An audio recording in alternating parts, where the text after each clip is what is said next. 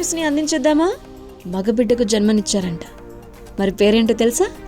Mobile మజాలా వారి film Nagar కబుర్లలో మనం మాట్లాడుకోవాల్సింది యామి గౌతమ్ గురించి. పండంటి మగబిడ్డకు జన్మనిచ్చారంట. ఆమె భర్త ఆదిత్యధర్ సోషల్ మీడియా వేదికగా ఈ సంతోషకరమైనటువంటి వార్తను షేర్ చేశారు. ఆ బాబుకు వేద్ అని చెప్పి పేరు పెట్టారంట. దీంతో నెటిజన్స్ అందరూ ఆ జంటకు శుభాకాంక్షలు తెలియజేస్తూ ఉన్నారనమాట. మరొక అందమైన ప్రయాణాన్ని ప్రారంభించాం. మా కుమారుడి గొప్ప భవిష్యత్తు కోసం ఎన్నో కలలు కంటున్నాం.